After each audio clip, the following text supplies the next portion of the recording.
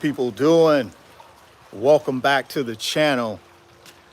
Welcome back to another live. Welcome back to another video. If you're stopping by the channel for the first time, please consider subscribing, share the video, and smash that like button. Smash that like button 1,000 times, guys. That's the only way the YouTube algorithm gets this content out to more folks, so we can help more folks get to their financial freedom. So please hit that like button as many times as you can.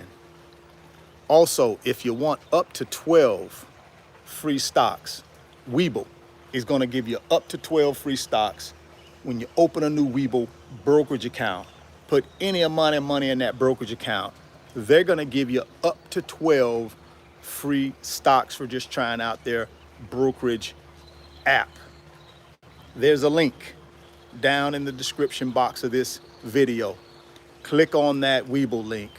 Open up that new brokerage account today. Go get that free stock. Go get that free money. I'm going to also send you a Webull tutorial video to walk you through how to use the Webull app to start making your first trades, buying your favorite ETFs, buying your favorite individual stocks. All you got to do is DM me on Instagram at RichardFain28. Let me know you've opened the Webull account. Let me know you funded the Webull account, and I'm going to go ahead and send you that Webull tutorial video so that you can get off to a fast start and start building your wealth today. Keep in mind, guys, hit that like button as you come into the live stream. I really would appreciate it. Please hit that thumbs up button. It's extremely important for my channel to be able to get spread out to more people. But without you hitting the like button, the YouTube algorithm is not going to pick the content up and send it out to a wider audience. So please do me a big favor. Hit that thumbs up button for me. I really, really, really would appreciate it. And guys, we're going to dive into some information about the personal savings for America. The Fed went on record as saying that the American people are broke. Now, I know some of you are going to be like, clickbait, clickbait. No, that ain't true. Yes, it is, guys. They've went on record and said that. Let me just read you something here real quick, and then we're going to get going. I want to make sure I don't mess this up. So I'm going to read you exactly what the Fed said. That way, I don't have no problems with people thinking that they didn't say this. Here it is.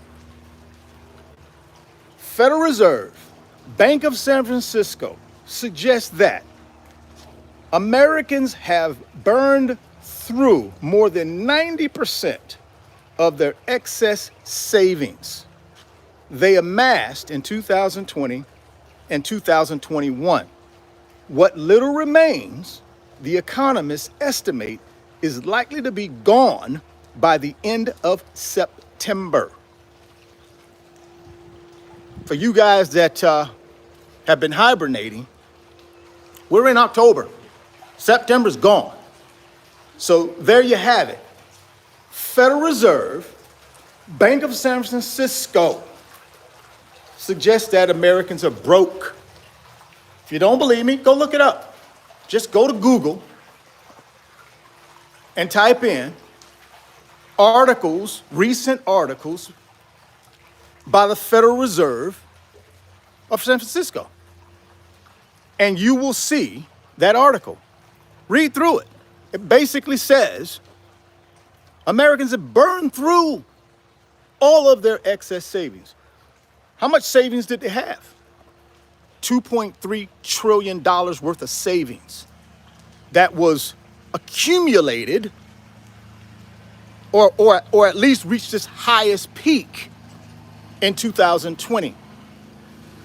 So when you look at the actual personal savings rate, right, as a percentage of disposable income, in 2019, it was 8.8%. That ballooned up to over 16% in 2020. It was over 11% in 2021. Guess what it is today? 3.3%. That is the lowest it's been since 2008. That's the lowest it's been since 2008. I'm telling you guys, it's serious. Now, in order for us to really have this conversation, we got to go back and talk a little bit about where did all of this excess savings come from? Where did it come from? Well, in 2019, Americans had about 1.1 to 1.3 trillion dollars in personal savings. And then all of a sudden 2020 rolled around and the pandemic hit. And that pandemic forced Americans to do what? It forced them to stay inside. They couldn't really go out and spend. It also forced Americans to think about, what am I going to do if we don't get out of this pandemic anytime soon? How am I going to take care of myself? How am I going to live? So people stopped spending, right? They stopped spending for a while. And then what did the government do in order to assist people? They started printing money in the form of stimulus checks, in the form of unemployment payments, right? And then there were a lot of folks who worked in industries that allowed them to stay home and work from home, but they continued getting paid.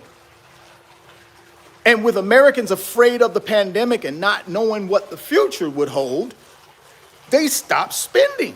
And that's how the personal savings rate goes up by $1 trillion. Right? In 2020, at least the first half of 2020, no one knew what the pandemic would be like in the future. No one knew how long it would last. So people started batting down the hatches and not spending money. Number one, we shut the country down, right? Number two, people didn't know exactly how long this pandemic would last, and they didn't want to just be out spending up money. They started batting down the hatches and saving their money. So that ballooned the personal savings here in America. Ballooned it all the way up to $2.3 trillion. So that's where the excess savings came from 2019 to 2020, is really, in my opinion, three places.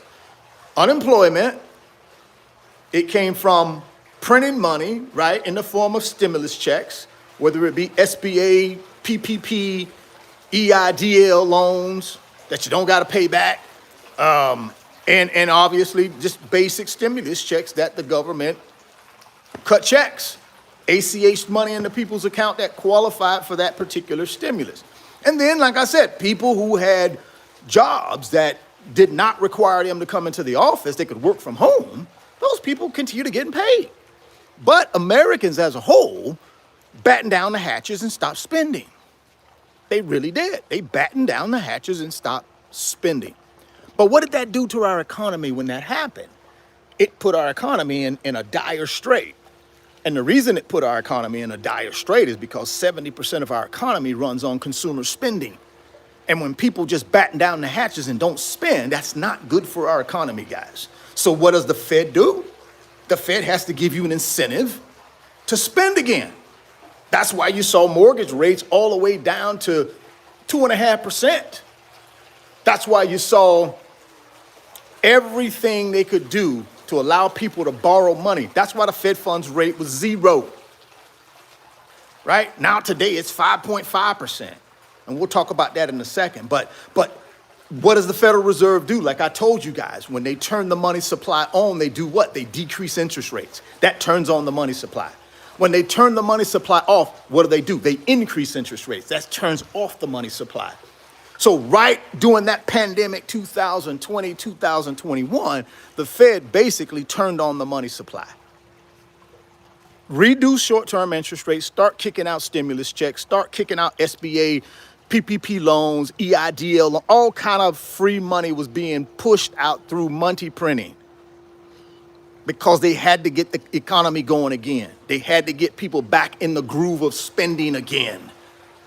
People were shut in, afraid of the pandemic, scared, which they should have been because it was a very scary time. But the Fed knew they could not allow our economy to go on that way. They had to incentivize people to get out and start spending again. Now, here's the catch-22 though.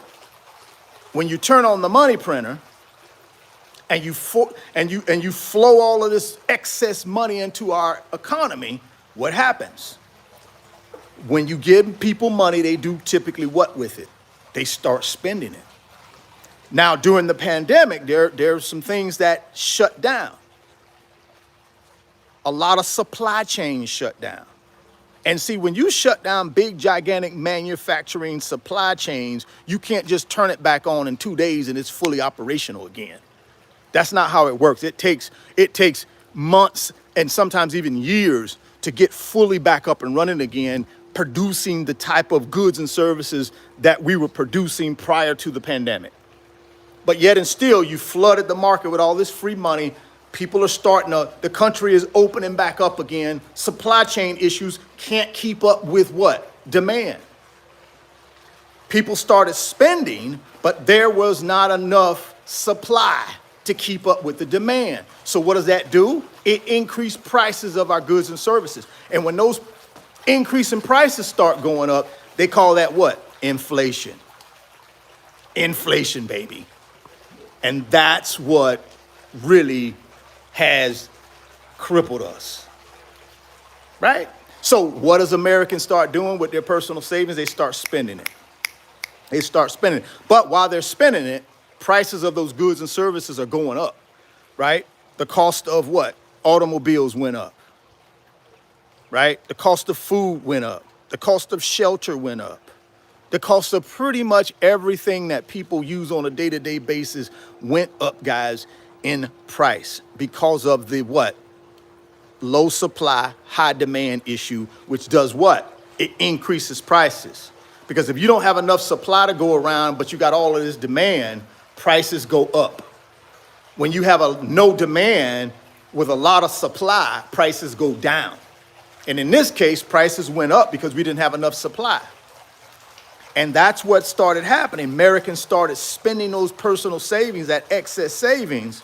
And what they didn't really understand was what you could buy all that stuff for in 2019, you couldn't buy it for that anymore. So all of the money that we had saved in 2020, 2021, all that money that was saved due to pandemic savings, the fear of the unknown, people stop worrying about the pandemic once we start coming out with all, the vaccines and things like that. And we started being able to get it under control. The country started fully opening up again. People started getting out again really in 2021. People really started opening up and getting out again, right? By the time 2022 hit, people were back in the full swing of things. But what people didn't understand was by that time, inflation had gotten, it was on the rise.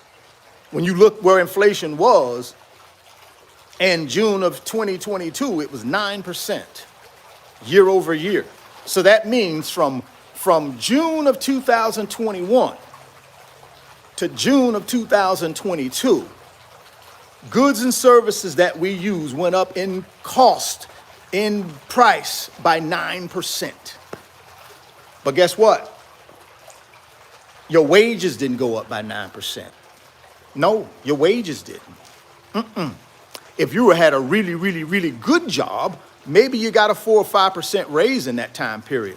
If you got a mediocre job, it didn't go up. Maybe went up 1 to 2 to 3%.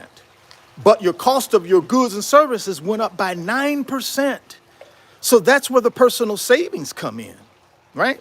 That's where the personal savings come in. The personal saving comes in because you got to pay for that 9% increase in goods and services.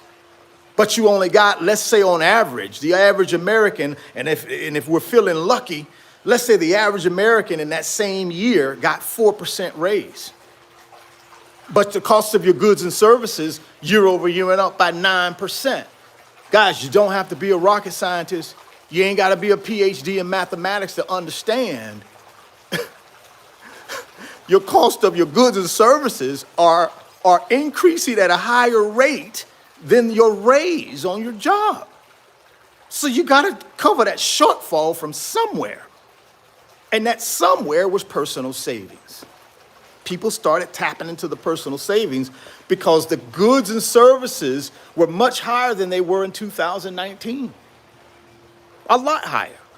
So now you can gotta get an understanding of how the personal savings dwindled from 2020 to 2021, where it ballooned up to 2.3 trillion, how it all the way down now in October of 2023, where according to the Federal Reserve of San Francisco, 90% of that 2.3 trillion is gone. That leaves you with slightly over 200 billion, guys. You go from 2.3 trillion in savings in the span of 2 years, not even 2 years, down to less than 200 billion. And they're predicting that 200 billion would be gone by September. And September was last month. And we're in October. So right now, zero, broke. I'm not making that up. Go out on the internet and look up the article by the Federal Reserve of San Francisco. Their economists suggest that the American people are broke. That is devastating. And as I mentioned earlier in the live, when you look at the personal savings rate as a percentage of disposable income, in 2019, it was 8.8% of disposable income. That's how much money the average American had in savings. 8.8% of their disposable income. That ballooned all the way up to 16% of their disposable income in 2020. Remember, that's the beginning of the pandemic. And they call those 2 years, 2020 and 2021, pandemic saving years, because that's when we're in the middle of the pandemic. And that's when the savings rate spiked upward, right? That was about 16% of disposable income. So the personal savings rate in America as a percentage of Americans' disposable income was about 16%. And then all of a sudden in 2021, it started declining. It went down to 11%. And then it just fell off the cliff. In 2022, 2023, it fell off the cliff. It went down to 3.3%. So you go from pre-pandemic, 8.8% pre-pandemic, you go all the way up to 16% during the pandemic, and then post-pandemic, you down to 3.3, which is the lowest personal savings rate since 2008. And guys, you know what 2008 was. That was the Great Recession, the great real estate debacle. And our savings rate today is just slightly higher than that, slightly higher, which should be troubling for a lot of you guys. It should be shocking because we ain't out of the woods yet. Inflation is still 4.3%. That's core inflation. It's 4.3%. Headline inflation, I believe, is 3.7%. So we ain't out of the woods yet, guys. And that's what the Federal Reserve Chairman Jerome Powell was telling folks in his address to the country after their September meeting. They had a meeting on September 19th and 20th. And on the 20th, Fed Chair Jerome Powell came out at 2:30 p.m. Eastern Time and gave his remarks and basically told the American people, we are not out of the woods yet with inflation. we are still in some trouble with inflation. It's still not at our target 2% where we need it to be, right? But yet and still, our personal savings has dwindled down from $2.3 trillion to slightly above 200 billion. Personal savings rate as a percentage of disposable income. At the high water mark in 2020, it was 16% of disposable income, guys. That was really, really high. That's the highest it's been in a long time because people battened down the hatches and they wasn't spending, right? They were saving for a rainy day. Nobody knew what the pandemic had in store for us long term, and people wanted to make sure they kept themselves with some money in hand, just so they had something to ride out this storm. Guys, as you're coming in, please hit the thumbs up button for me. As you're coming in the live, hit that thumbs up button. I really would appreciate it. The thumbs up button, the like button helps us get this video out to more people. That's what the YouTube algorithm uses to gauge people's engagement, their interest in the video. If you got good thumbs up, you got good like button action, they will push this video out to more people. And our goal here, guys, at least my goal, is to get this content out to as many people as I can to help people get to their financial freedom. So please help me in that effort of helping people get to their freedom by hitting that like button for me. I really would appreciate it. So now, what does that mean? What does that mean that our savings, our excess savings has dwindled all the way down to about 200 billion? What does that mean? Well, that means most Americans right now are going to have a hard time getting the basic things that they need to live. They're going to have a hard time, especially folks that are making under $50,000 a year. Those folks are going to get hit the hardest. People making under $50,000 a year, especially if inflation continues to be stubborn and does not continue to work its way down, which right now, over the last month or so, core inflation has incrementally came down, but headline inflation actually reversed and went back the other way. Headline inflation, I believe in, I want to say maybe July or June, was at 3%. And then all of a sudden we get the August CPI report, it went to 3.7%. It went in the wrong direction. Now, the good news is the Fed really concentrates on core inflation number. And that number has been steadily coming down, but it ain't coming down like drastically, guys. And that's the concern. That's why the Fed chair in their September meeting came out to the American people and said, hey, guys, we're not out of the woods yet. Core inflation is still not 2%. That's what we needed. We're not comfortable until we can get core under 2%, at 2%. We ain't comfortable. So when he says we're not comfortable, that means they're going to keep short-term interest rates higher for longer. All that means is, guys, with Fed funds rate at 5.5%, that means the prime rate is 8.5%. That means your average credit card interest rate right now is about 25%. So you folks out there that got credit card debt, let me tell you, I'm telling you, man, you'll never pay that credit card balance off, man, at 25% interest rate, paying the minimum balance. You won't do it. You're going to have to figure out a way how to pay that principal off quicker. Because if you're going to wait around and just do that minimum payment, you're going to be paying that thing for the next 50 years at 25%. So that's why the Fed chair is warning the American people. Listen, guys, we ain't out of the woods yet. Don't get comfortable. And the saving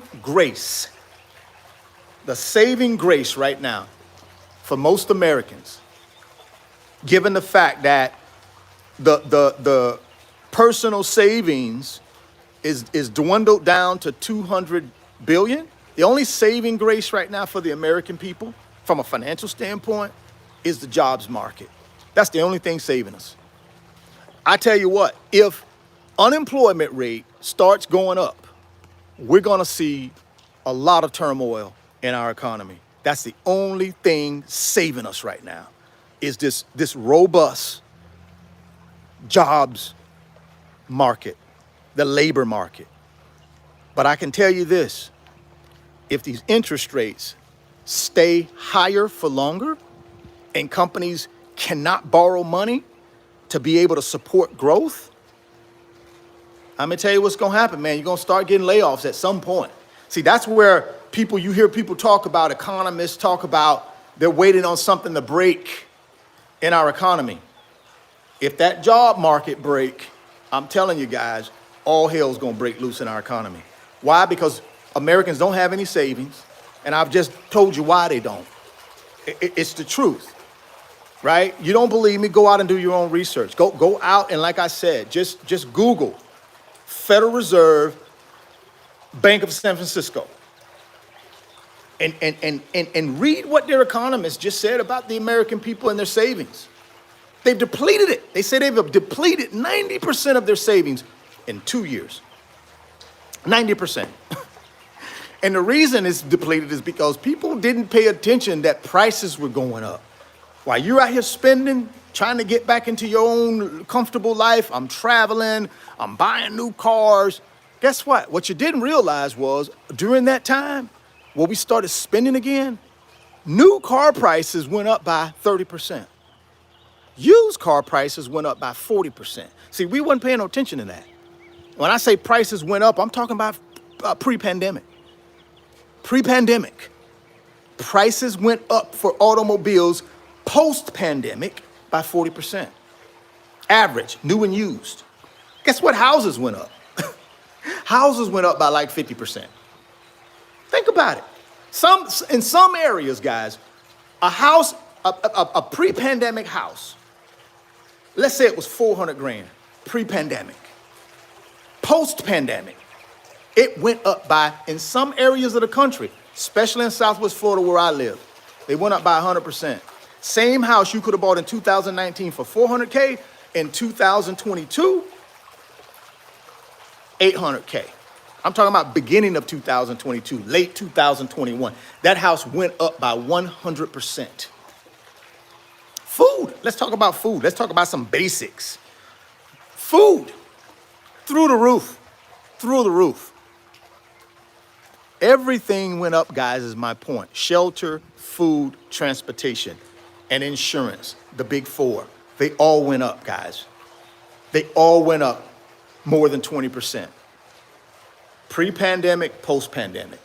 But Americans didn't really realize that. They just kept spending. Now, all of a sudden, you get into a breaking point where, shoot, I ain't really got no more savings. How in the world am I gonna cover this shortfall? I can tap into my credit cards. And that's what people are doing now. They tapped into the credit cards. And how I know they tapped into the credit cards? Because guess what? For the first time in history, credit card debt in the United States went past $1 trillion. We lead the world in credit card debt, guys.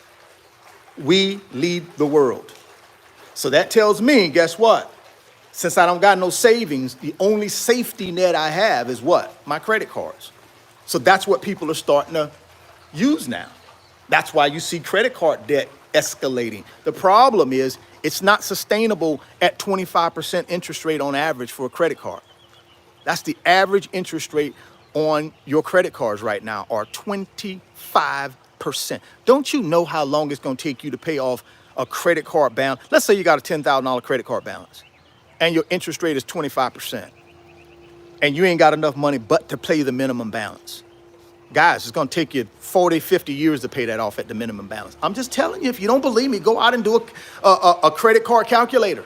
Go out online. There are plenty of credit card calculators out there. Go online, punch in $10,000, punch in 25%, punch in minimum payment, and see how long that thing tells you it's going to be before you pay it off. That's the crunch. No savings, a lot of debt. That's where Americans are right now. We got a lot of debt. We got no savings. The only thing saving us right now is this jobs market that we have had over the last 18 to 20 months that has been holding up strong and steady. certainly declining, because you remember, if we look at the labor reports, if we go back a year, not even a year, let's go back 6 months, 8 months. I mean, we were adding 400,000 jobs per month to our economy. Our economy was adding 300,000 to 400,000 jobs. It's not doing that anymore. Now, it's still a couple 100,000 jobs, which is still great, but it's not like it was. The problem is, if the Fed keeps interest rates higher for longer, which the Fed chair said they're going to do, and companies can't borrow money cheaply to grow, what is the biggest expense for most of these big, gigantic companies? The biggest expense is who? You and me. Employees is the biggest expense. So guess what happens when the bottom line ain't making sense? They can't borrow money cheaply in order to get the bottom line better. They go to the employees first. They're going to cut employees. They're going to cut payroll first. They're going to cut benefits first. That's the first thing that goes. Not the CEO, not the executive team. No, you're going to be the first one to go. And they're going to give you a little severance package and say, hey, thank you for your 10 years of employment, but we can't pay you no more. Here's your severance package, bye. And then when that little severance package runs out, you're stuck like Chuck because you got no savings. Your credit card debt is through the roof. And that's where we're at, man. That's a sad state of our economy. That's a sad state. Well, let me take that back. That's not a sad state of the economy. That's just a sad state of the American people when it comes to their financial literacy and what they do with their money. It ain't got nothing to do with the economy. It has everything to do with the American people and what we value. See, we value things over freedom. That's what we value in the United States, on average. I'm not saying all of y'all. I'm just saying on average, that's what we value. How do I know we value that? Because we got no personal savings. We got $1 trillion in credit card debt. We got 100 million Americans with no money in retirement savings, not let alone just regular savings. They ain't even got no money in retirement savings. So I don't know what in the world they're going to do when they time to, they can't work no more. I have no idea. I guess we're going to depend on the government to give us a Social Security check. Hopefully, Social Security is there when you guys retire. Hopefully. I don't know. But I'm not going to leave my future in the hands of the government and Social Security. No, I'm going to build wealth. I'm going to delay some gratification. I'm going to build wealth and secure my own future. Now, if Social Security is there, thank you. But if it ain't there, ain't going to bother me because I'm already have assets. See, when you look at the wealthy people, the 1%, they don't worry about no Social Security. I mean, to them, it's nothing. What really takes care of them are their assets. So you're in a pickle right now. You got two directions you can go. You can go of the direction of prideful, being prideful and not changing something, and keep trying to show the outside world that you're successful by continuing to buy all this crap you don't really need, right? You can do that. You can be prideful and oh, look at me, I'm doing great. But inside your whole house of cards is tumbling down. You got no savings, credit cards are maxed out, and God forbid you lose your job, you're done. So don't be prideful, guys. Change that. Don't be fearful either. Don't go run and hide. Oh, golly, I'm gonna run and hide. Maybe it'll go away. No, it ain't gonna go away. This ain't gonna go away. We're gonna, as the American people, we're gonna have to change some things and get better. We got to get back to where we were in 2019 at least. Hell, at least in 2019, we had 1.3 trillion in savings prior to the pandemic. Now we done blew through all of that and the excess. Now we're down to 200 billion, guys. That's a nothing burger. That is a nothing burger. And that's what the Federal Reserve Bank of San Francisco is saying. That's a nothing burger. That's not enough to do anything. It's basically zero. They said we would be broke by the end of September. They said even right now 90% they've already blew through 90%, and the last 10% they said they would be gone by the end of September, 2023. FYI, we're in October 2023. So in essence, zero, broke. So I'm not just making up the title. It's a clickbait title. No, it's not. See, what happens is most of you guys, not most of you guys, I take that back. A handful of you guys don't even watch the video. All you do is look at a title. Yeah, you might dap in there for 30 seconds just so that you can go troll. But you don't listen to the video. If you listen to the video, everything I'm saying in that title is coming in this video. But most people don't want to do that. They just want to look at the title and troll. And again, I apologize. I keep saying most people, not most people, a handful of people. Most of you guys are very, very intuitive. At least hear me out. Yeah, you may not agree with everything I say, but at least you can appreciate someone getting on here telling you how it is from their perspective. It's just my opinion. It's just my perspective. Now, the things I'm telling you about the savings rate and the excess savings goals, those are true facts. Go out online. I just read you one directly from the Federal Reserve Bank of San Francisco. I just read you what they said. That's the Fed, guys. For y'all that ain't the Fed, that is the Fed. That's part of the Fed. Do your research before you go to making stupid comments. I mean, Federal Reserve Bank of San Francisco is part of the Federal Reserve System, guys. That's not Fed Church. That's not Jerome Powell. He didn't say it. Jerome Powell is just part of the Fed. He's the chairman of the Fed. There are other Fed governors. There are Federal Reserve banks around the country. It's not just one.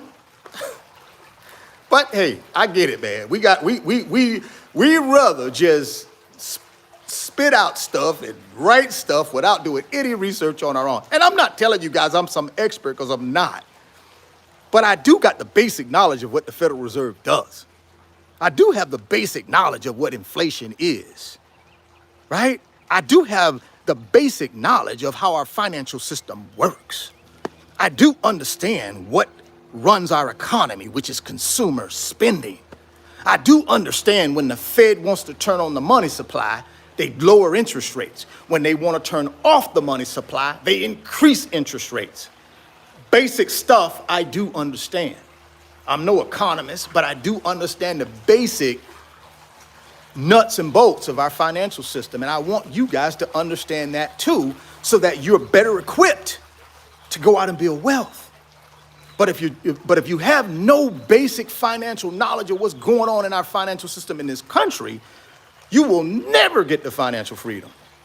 Never. You will always be under the thumb of an employer or the government. Debt, no savings, stress, right? If you want to leave all that stuff behind, you got to start taking steps toward building wealth for yourself and not depend on somebody else doing it for you. You got to do it. These statistics should be alarming to you. And I know some of y'all are thinking, oh, golly, I fall right into that category. Yep, I got the credit card debt. Oh, yep. My savings was pretty good prior to the pandemic, but right now it's dismal. Oh, golly, yep. My company have been kind of hinting around that they might lay some people off if things don't get better. You know how you start hearing that stuff at the job? Oh, did you hear that? They said, man, they may have to lay some folks off if things don't pick up around here. If we don't get more products and services sold. I'm just telling you, man, you don't want to have to live your life that way, guys. But the only way you change that, the only way you get out of that rat race, get off that never-ending hamster wheel, is you got to build wealth. You got to buy assets that generate income, right? You got to stop spending money on things that you shouldn't be spending it on. Because let me tell you something, even though a lot of our basic things went up in price, we still spent a lot of money on things that we didn't need to buy, guys. I guarantee you that. We still spent money on a bunch of things that we did not have to do it. We didn't have to spend it. We took extra vacations that we didn't have to take. We did. The airlines, I believe, this past summer had one of the best summers they've had in A long time. And guys, inflation is still 4.3%, and we're still taking vacations like,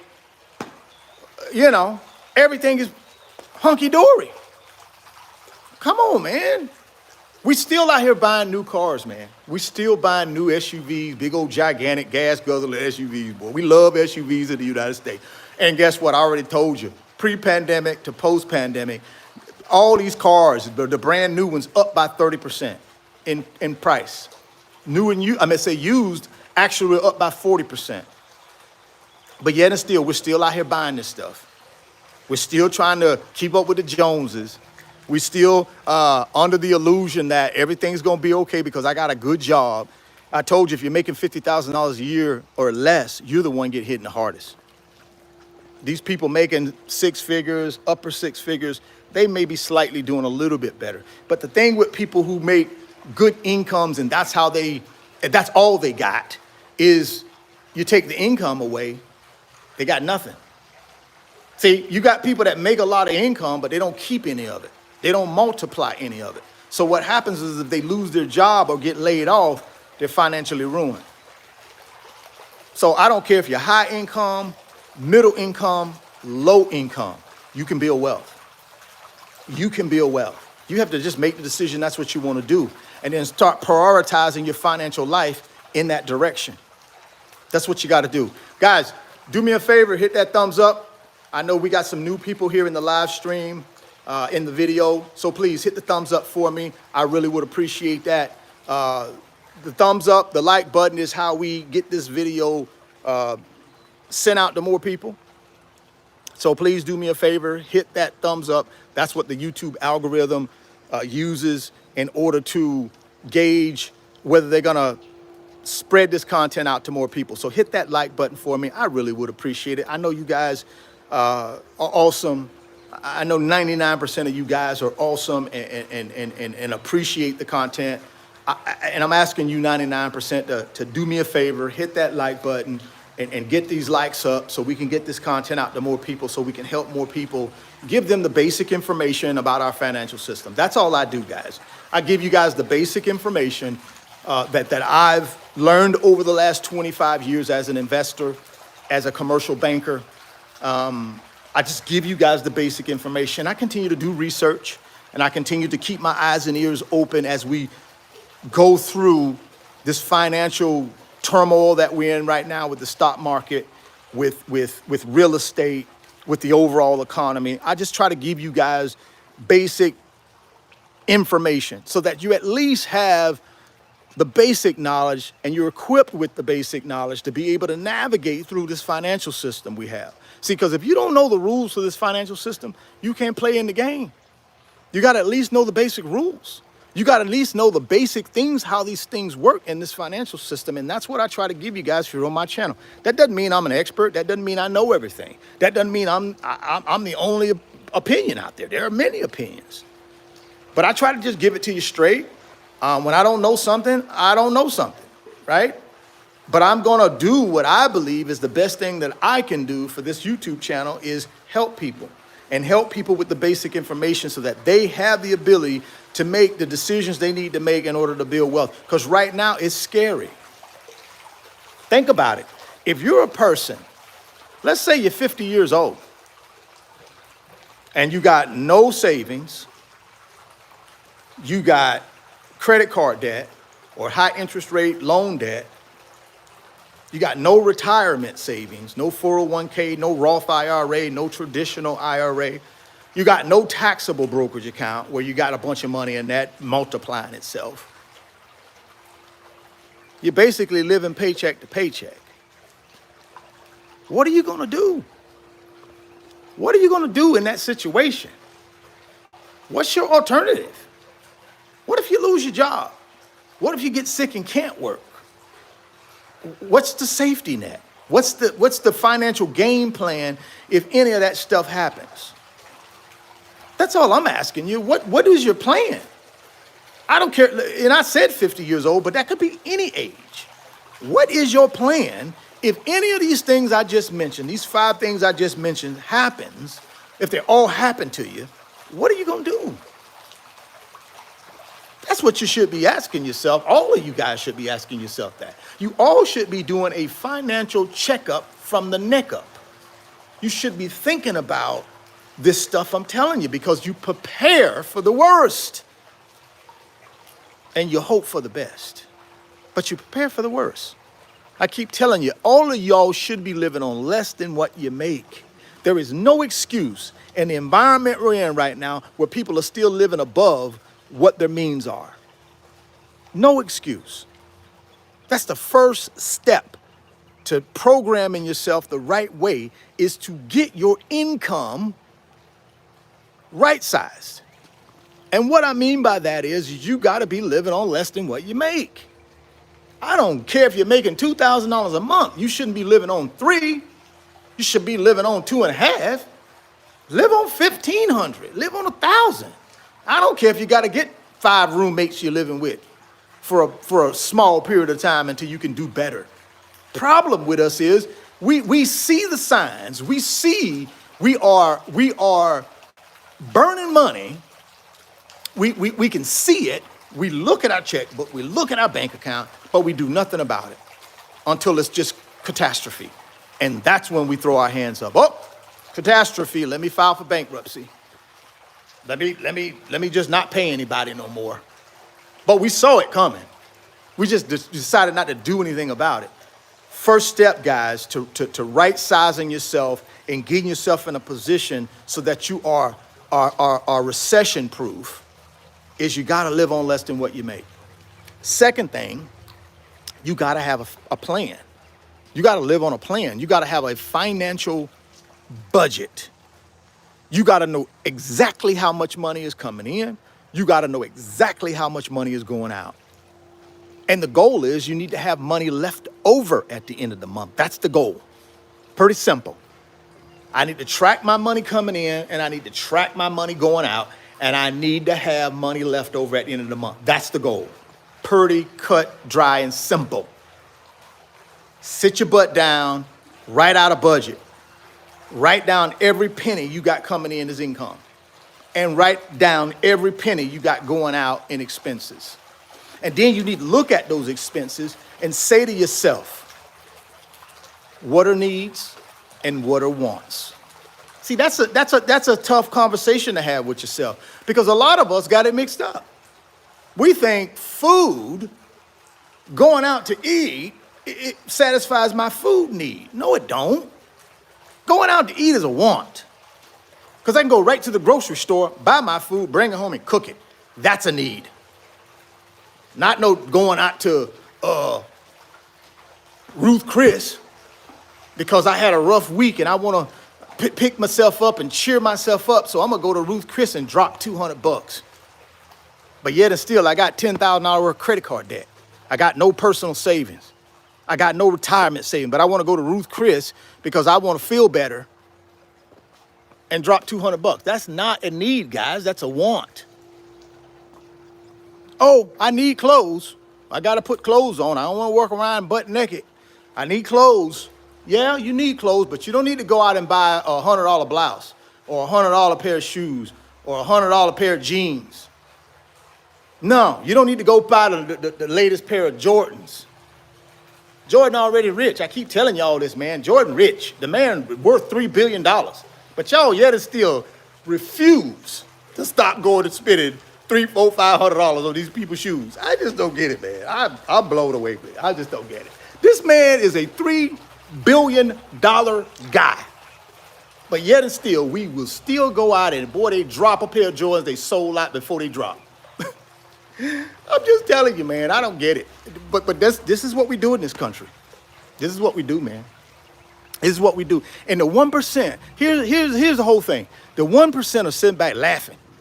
They're laughing. They're like, these people just, whew, they don't get it. But we love it. Go ahead. Keep buying Jordans. Go ahead. Keep buying them. Keep on buying Fendi. Keep on buying Louis Vuitton. Keep on buying Gucci. Keep on buying all these expensive cars you can't afford. Yep, keep doing it. Keep on buying all these watches and jewelry and all this other crap. Go ahead. Keep buying it. They love it. Why? Because they're just getting wealthier.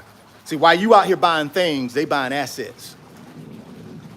See, because I keep telling y'all, this is the greatest time in American history right now to build wealth if you know what you're doing. But most of us think, oh, golly, the stock market's red. I can't invest now. That's when you invest, when it's red. Why? Because you want to buy them at a discount and hold them till they trade at a premium again in the next bull market.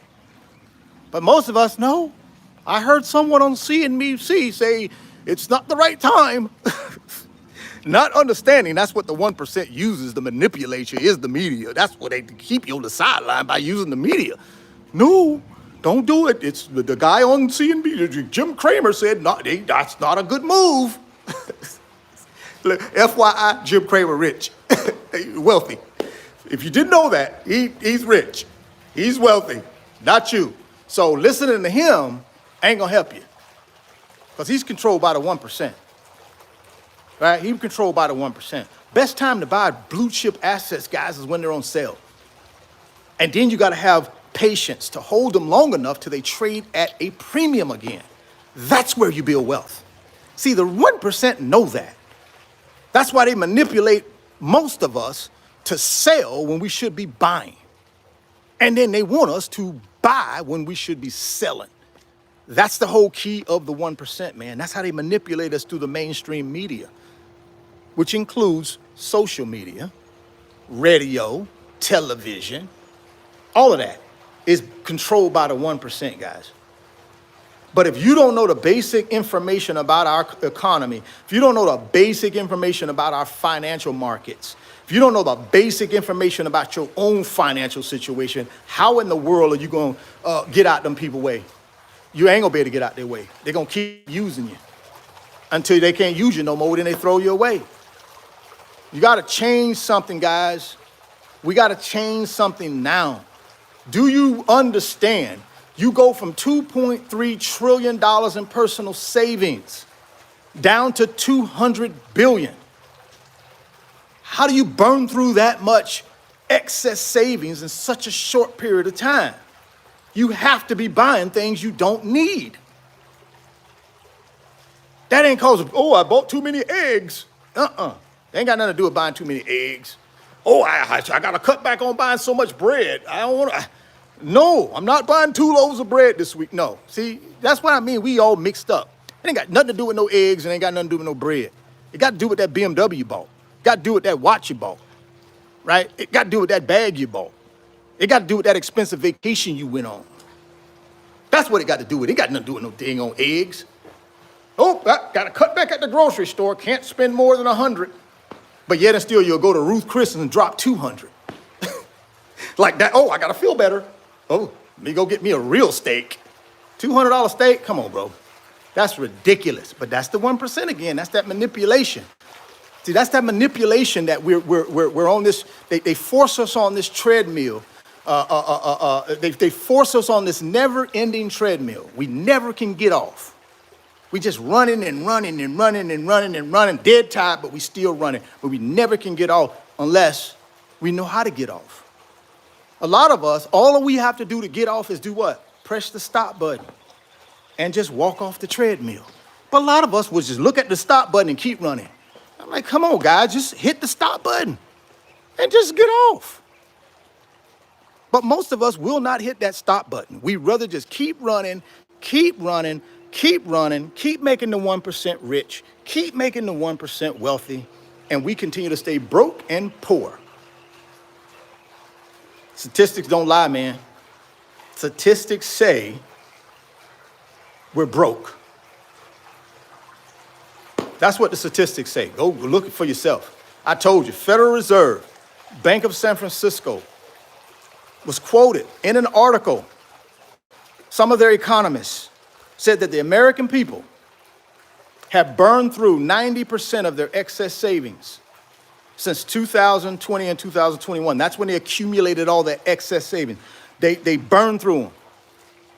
They got 10% left. And they said even that 10% potentially will be gone by the end of September 2023. Guess what? We're in October 2023. So guess what that means? According to the Fed, zero, nothing burger in savings. Also, $1 trillion in credit card debt. What does that tell me? Just as a layman person, just as a person looking and with his eyeballs open and his ears cleaned out, you know what that tells me? You know what I hear when I see that figure? That tells me the American people ain't got no savings, so now they've gone to the credit cards as the safety net. That's the emergency fund, is the credit cards. How in the world do you have $1 trillion in credit card debt? Lead the world. How, guys? How?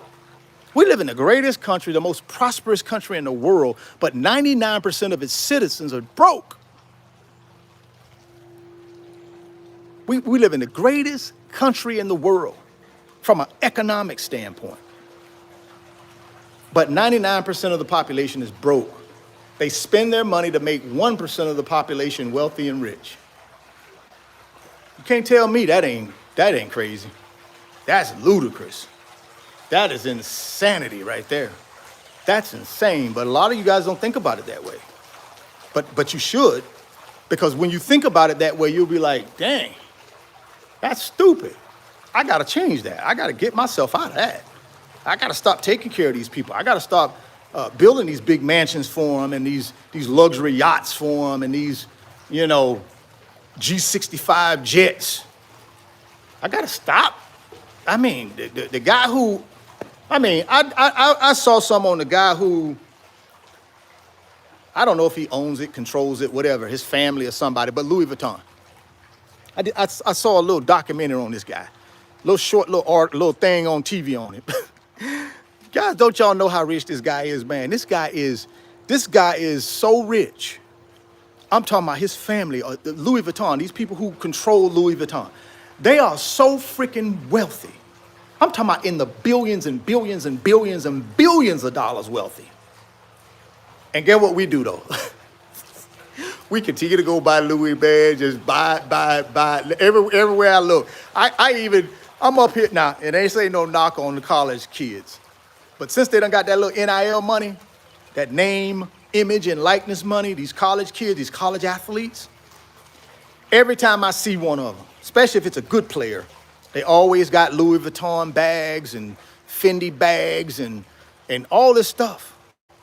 All of them, now I ain't gonna say all of them, but a good portion of the athletes got the jewelry on, right? They got these bust down watches on now. I mean, goodness gracious, you 18, 19, 20 years old and you already in the trap. These people already done trapped you. You ain't even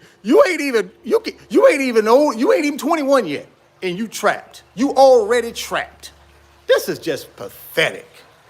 I'm looking on TV at some of these kids and I'm like, you 18, you 19, you walking down with a $50,000 bust down AP?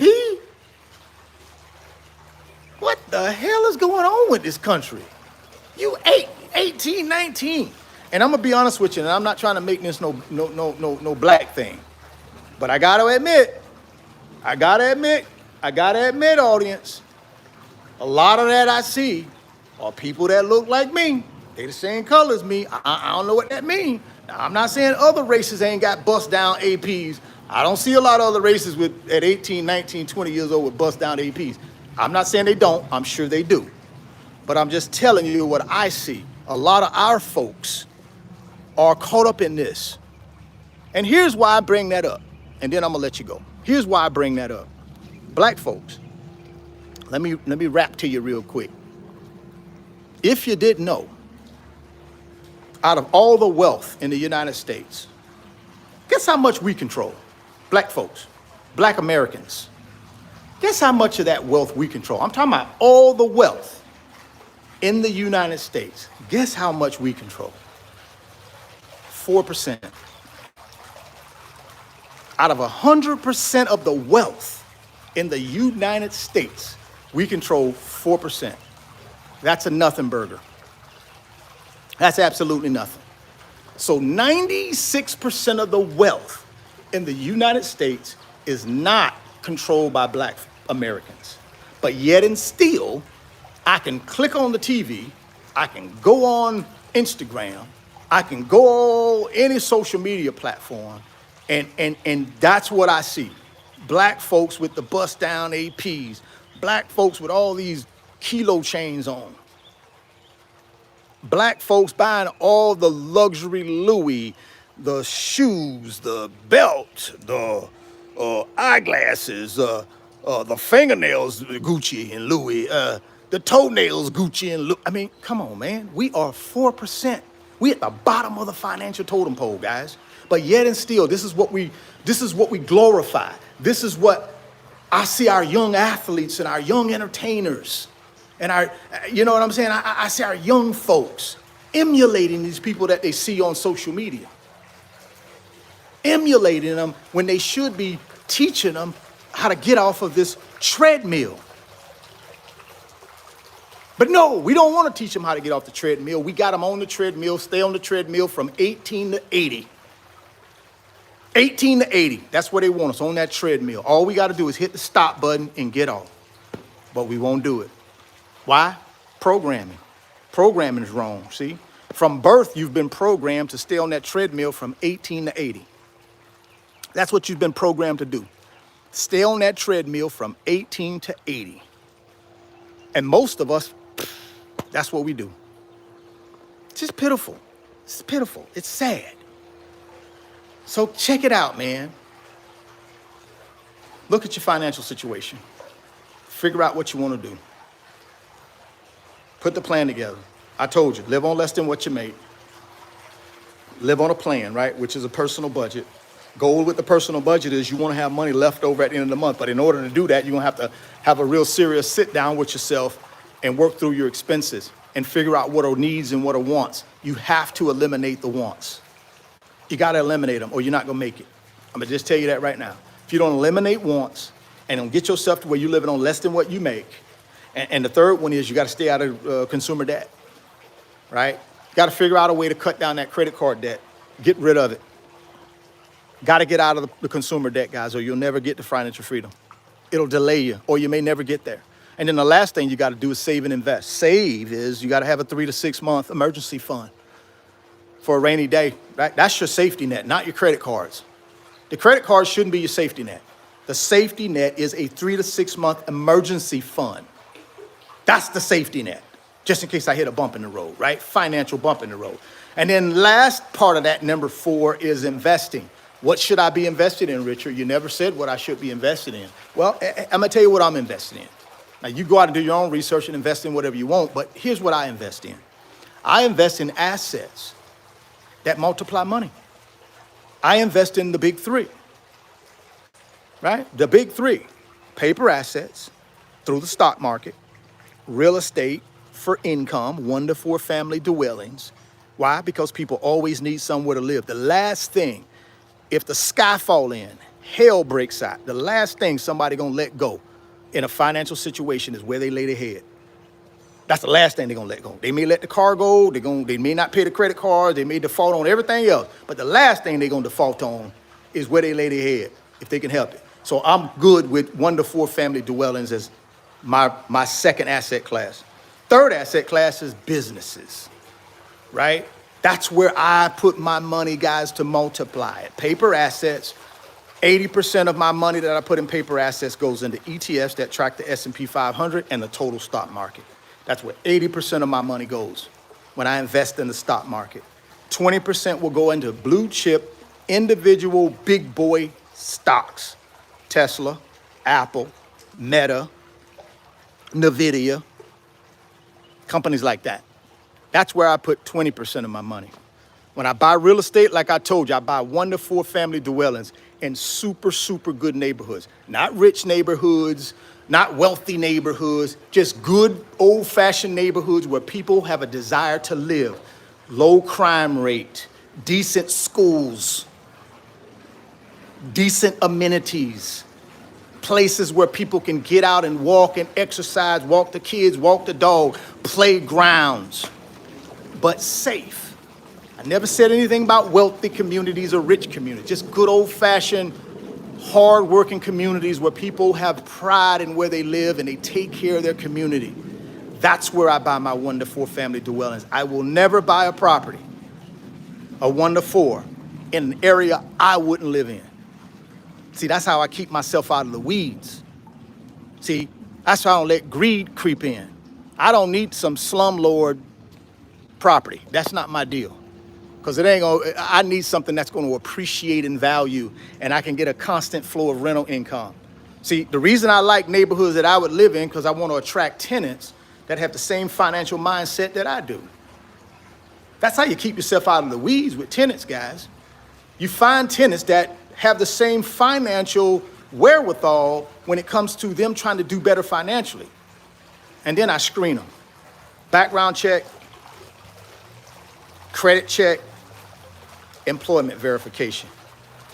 They pass those three. Even if they don't pass the three, I know about it. I talk to them about it. If I feel comfortable, I put them in. 25 years, guys, doing this in real estate. I've never had a bad tenant.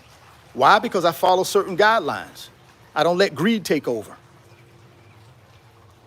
I don't let greed take over. And then number three, businesses. Best time to start a business is when there's turmoil in the market, when there's a downturn in the market, when people are unsure about what's happening in our financial system. That's the best time to start a business. And the reason I say that's the best time to start a business is because you got less competition. I don't want to start a business in a thriving environment where I got all this competition. I'd rather start my business in a non-thriving environment with less competition, so it's ready to go, built up, ready to go, everything's in place. So when there's that new booming economy starts again, my business is already done and ready to go, and I'm ready to take advantage of it. Anybody else coming into the market, they set back a year or two while I'm already full force. So I like to start businesses in down economies, in volatile economies. So those are the three things that I invest in, because I know guys ask me all the time, what do you invest in? Those are the three things that I've invested in for 25 years to build wealth. That's it. Those are the three things. Again, guys, savings rate, way down. 2020, 16% of disposable income, all the way down to 3.3% of disposable income today. Crazy low. 2.3 trillion, all the way down to 200 billion. Crazy low. We got to change that. Maybe, maybe not, I don't know. You got to take an individual assessment of your own situation and figure that out. Hit that thumbs up, guys, before I get out of here. Please hit that thumbs up before you get out of here, too. We got quite a few of you guys that have hit it, so thank you so much. I really appreciate you guys, man, that rock with me, support me, you know, and encourage me to continue this passion of mine of helping people, getting people to their financial freedom. I appreciate you. I appreciate you setting aside any type of craziness and just saying, you know something, I'm gonna get in here for however few minutes I'm gonna be in this live. I'm gonna listen to this guy, see what he got to say. Hey, if I agree with him, great. If I don't agree with him, that's okay. The main thing is he's trying to teach people something about our economy, something about our financial system, so that they can figure out how to move the right way to build wealth. Hitting that thumbs up says you agree with that. I hope you guys agree with that, because that's the basic premise of this channel, is just to help people. But the only way I can help more people is I need your help to spread out this word. So if you also don't mind, share the video. Share it with somebody. I don't care who you share it with. Just send it to them and say, watch this. Just watch this. And then tell me what you think about what you heard. Send this video out to somebody and ask them to do that for you, because that's helping the community. That's helping grow in the community. And we need all the help we can get, guys. We're a small YouTube channel, even though we got over 670,000 subscribers. Comparative to a lot of other channels, we're small still. And I'm okay with that. I know how to get more subscribers and all that stuff. There's a lot of ways to do that. But I'm not interested in a whole bunch of subscribers. I'm really interested in people just hearing the content. Whether they subscribe or not, that's totally a personal decision on them. But I'm more interested in getting people the content so that at least they know, shoot, this guy, okay, normal guy, did it the long way, nothing easy about it. He didn't take no shortcuts. He told me exactly what I can do in order that could help me get to where I got to get to. That's the message. Guys, it ain't no shortcuts. There ain't no overnight stuff. This is blocking and tackling. The basic fundamentals of building wealth, blocking and tackling. That's all it is. It ain't get rich quick. It ain't send me $1,500 and I'm gonna guarantee you $3,000 in a week.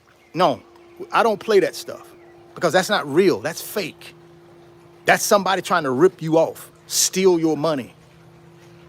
I do it the long-term way, building wealth through paper assets, real estate, and businesses. That's what I do. And I do it over a long period of time. So if you want to learn how to do that, if you want to have a one-on-one session with me through my company, RF Financial Consulting, there's an email address in the description box of this video. It's RF Financial Consulting. That's the name of my company. It's a one-man company, just me. And you can sign up. You can pay for an hour session with me where we talk about solutions. We don't spend a whole hour talking about problems. We only focus on solutions. We quickly get up to speed to where you're at financially, and then I help you build a plan that you are responsible for executing. Not me. You are responsible for executing it. But we're gonna take those financial puzzle pieces and we're gonna put them into a cohesive financial puzzle with a roadmap on it. That you just need to follow that roadmap month after month, year after year, and in some cases, decade after decade to get to freedom. But it's worth it. So if you're interested in that, shoot me an email or a DM on Instagram at RichardFain28. Email or DM. Like I told you, email address and the the Instagram handle is down in the description box of the video. One last pitch for Webull, guys. It's down, the link is down in the description box. They'll give you up to 12 free stocks. If you decide to open up a new Webull brokerage account, they'll give you up to 12 free stocks. But more importantly, you'll have a brokerage account. You can start buying paper assets. And I'm gonna send you a tutorial video to walk you through how to use that app to buy paper assets, right? So all you gotta do is DM me on Instagram at RichardFain28. Let me know you've opened the account, you funded it, and then I'm gonna go ahead and send you that free Webull tutorial video so you can start buying assets, paper assets, to start building long-term wealth. Thoughts become things. If you can see it in your mind, you can hold it in your hands. You guys keep chasing your greatness. Never stop believing in yourself. And I'm gonna catch you on the next live. I'm gonna catch you on the next video. Take care of yourself and build wealth.